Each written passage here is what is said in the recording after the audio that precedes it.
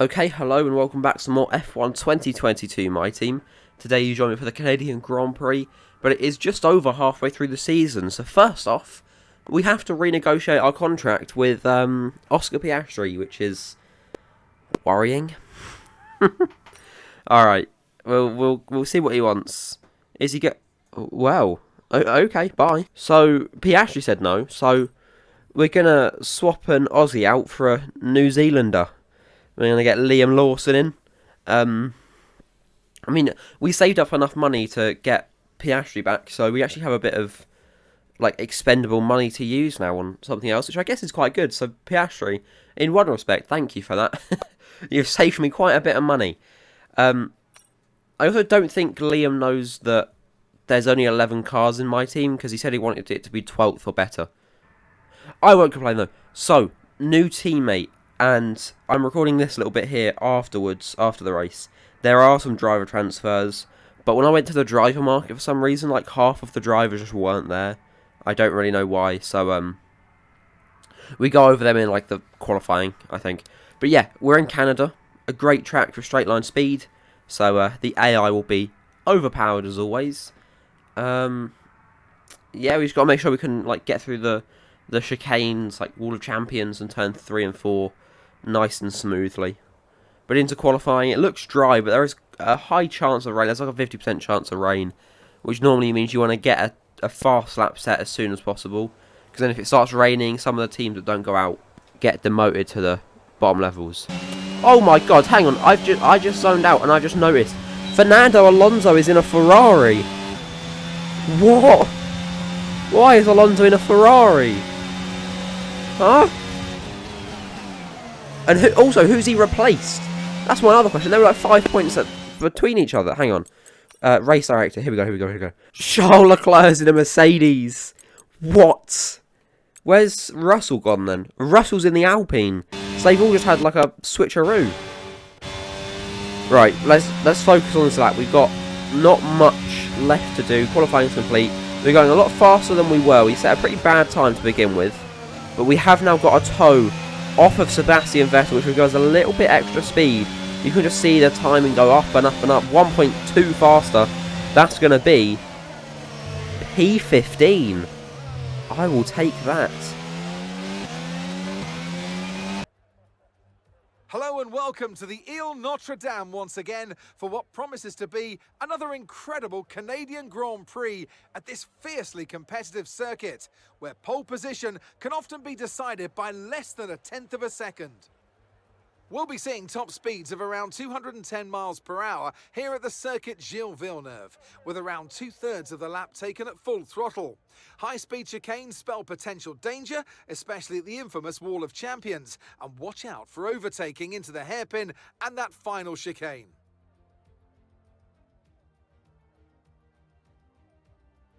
It's time to take a look at our starting grid for today's race. An immense lap from Carlos Sainz yesterday puts him in pole position, and it's Fernando Alonso alongside. As we continue through the rest of the grid today, we have Perez, Norris, Charles Leclerc and Ocon, Tsunoda, Gasly, Latifi and Sebastian Vettel, Bottas, Hamilton, Guan Yu Zhou and Stroll, Reed, Ricciardo, Alex Albon and Liam Lawson, Mick Schumacher, Magnussen, Russell and Max Verstappen completes the grid. That's it then, it's time to go racing as we head down trackside for today's race. And with me today, of course, is Natalie Pinkham. Why don't we discuss Red Bull? What do you make of their performance so far this season? Well, the atmosphere within the team seems very positive at the moment. Everyone seems like they're in great spirits and having a lot of fun doing what they do. And that has definitely contributed to the performances we've seen.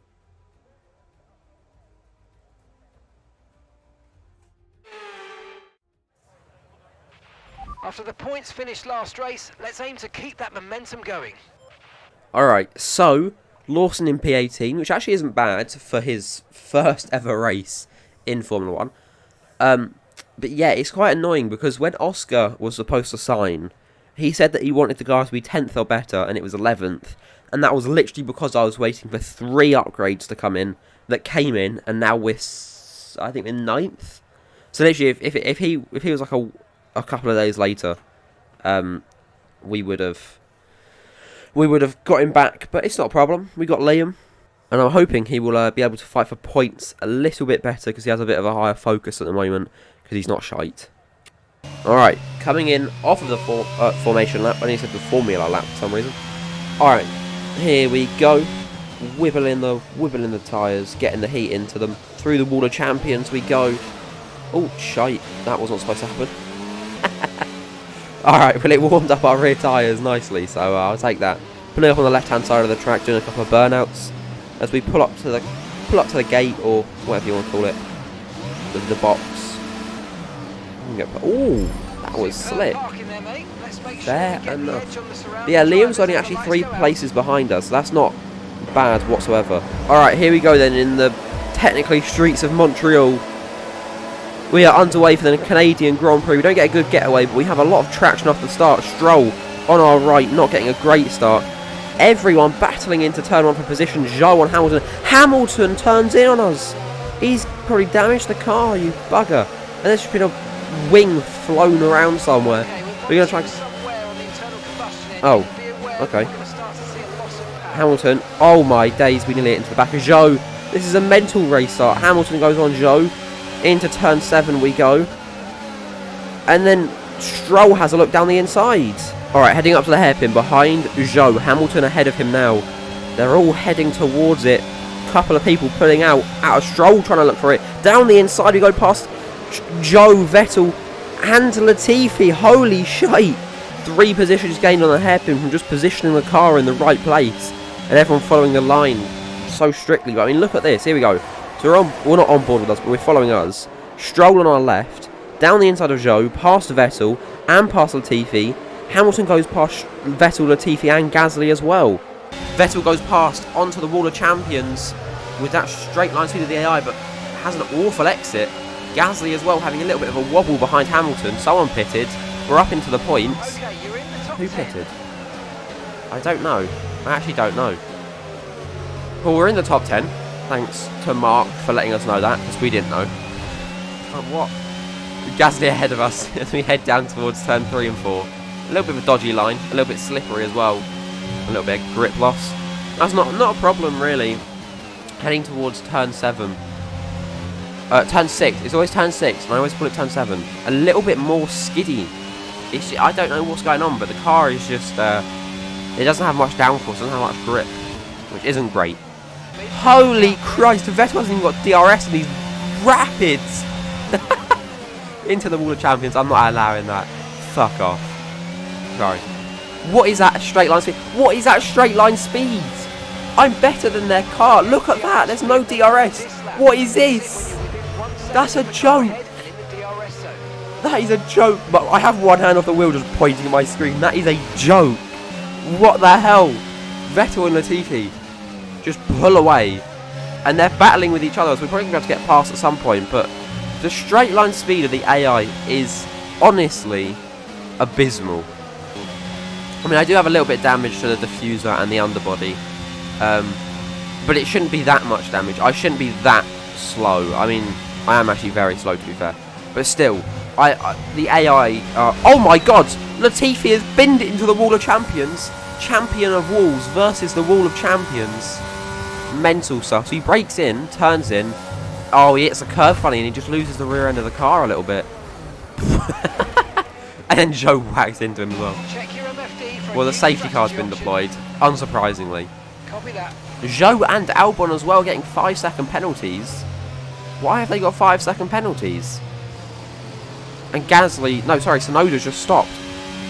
Tsunoda's been disqualified for stopping on the track. I'm so lost. So I don't know why Zhou and Albon got penalties. I'm assuming it's either ignoring yellow flags or a severe collision with either Latifi or each other. Oh my god.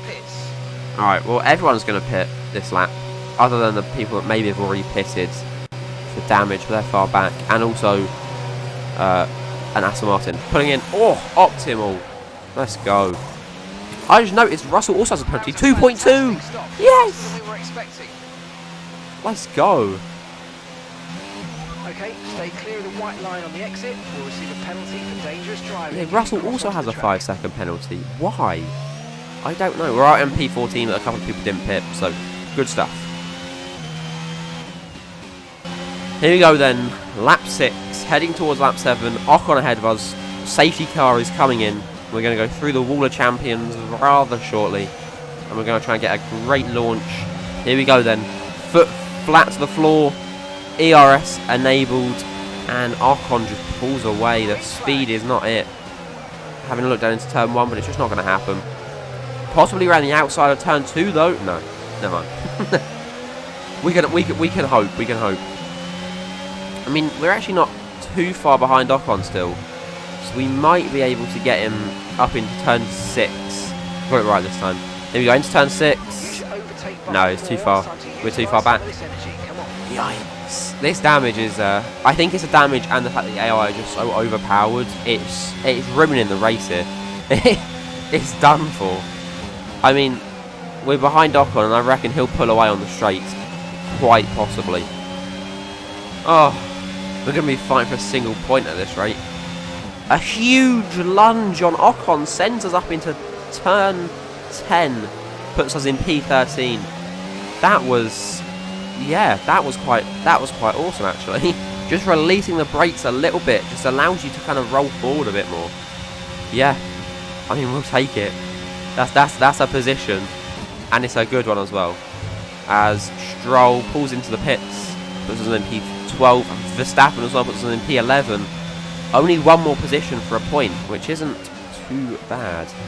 Alright, here we go then. Behind Norris, heading up towards turn 6 now. He's getting a little bit wobbly. I think he's been on medium for a bit longer than us. Down into turn 6 we go. And we're past and up into P10, into the points. I think DRS is enabled at the end of this lap. Which is a bit unfortunate, because we would have been able to catch up to Hamilton a little bit up here. But not to worry, heading into the hairpin. Russell, Gasly, Lawson and Hamilton all battling for position here. Well, Hamilton's just kind of chilling back. Russell has a penalty. Lawson hasn't pitted yet. 3 wide into the hairpin. We've got a perfect seat for this. Just front row seats to this battle. It's great. But yeah, Liam will have to pit at some point. Hamilton looking for a move on Lawson. Goes up into P8. Lawson will probably pit this lap. Will he? Won't he? He will. Russell and Hamilton. Oh, shite. I had to slam my brakes on there. I was going to go into the back of Hamilton. But yeah, quite a few people have pitted. We're up into P8. Russell as well with a 5-second penalty is basically P7. Oh my god, Hamilton and Russell battling into turn 1. Oh. El Bottas. Big noob. I can't say that. Unfortunate Bottas, I'm very unfortunate. Heading up towards turn 8, Hamilton and Russell alongside each other again. The former teammates battling out. We're just going to stay behind a little bit. Oh my god! What the hell? I look behind me and I just see the McLarens murdering each other with the safety cars being deployed. I look behind and Norris has just absolutely slammed it in. Oh, Russell overtaking under safety car. Cheeky boy. Yeah, Hamilton can get that position back.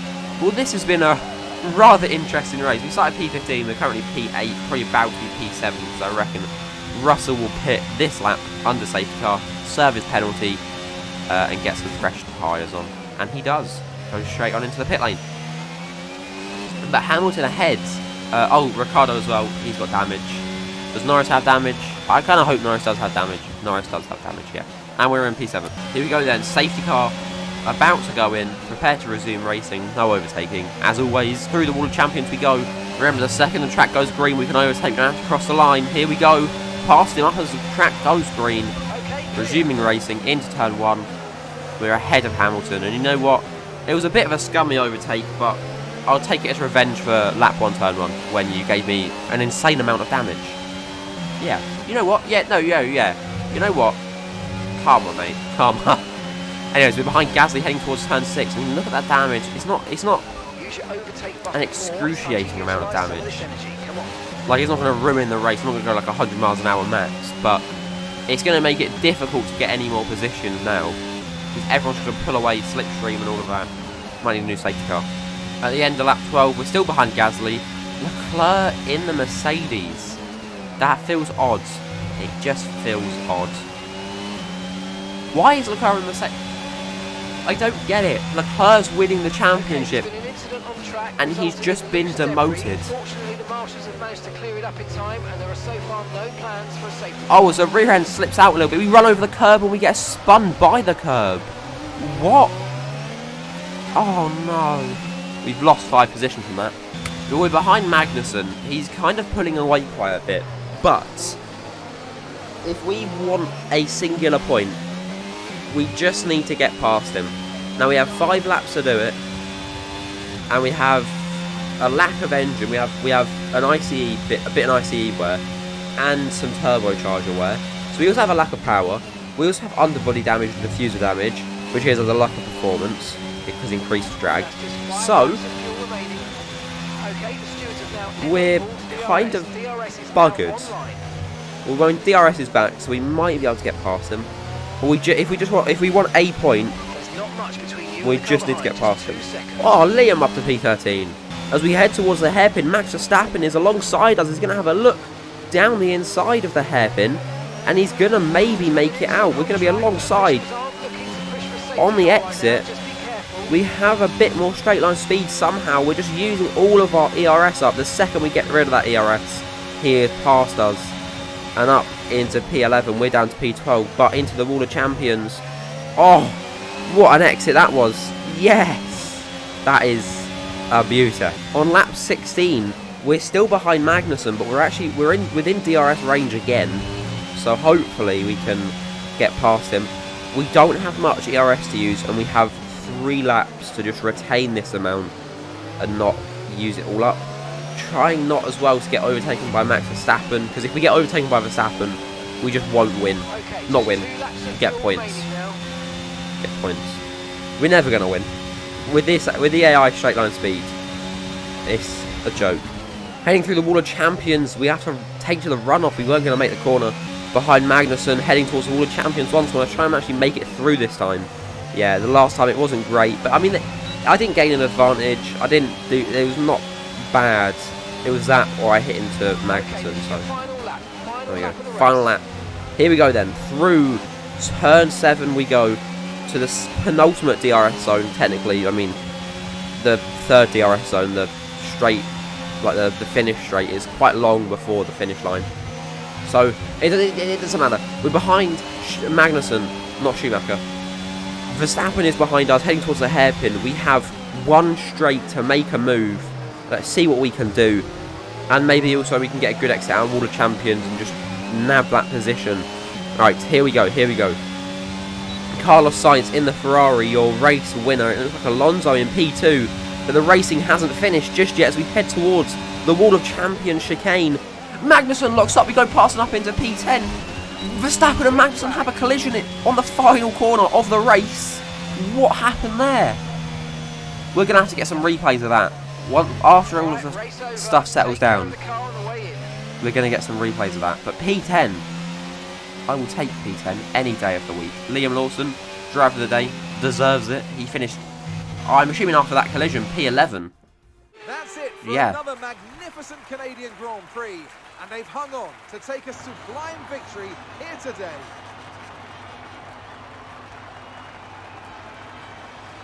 Natalie Pinkham, how do you think they were able to set themselves apart today? Well, tyre management probably played quite a large role in the outcome of this one. As ever, it's not just about speed, it's about maintaining that speed consistently over a stint, over a race distance. So, being able to keep up the lap times while still being smooth on the controls, gentle on the tyres, that's where the race was won today.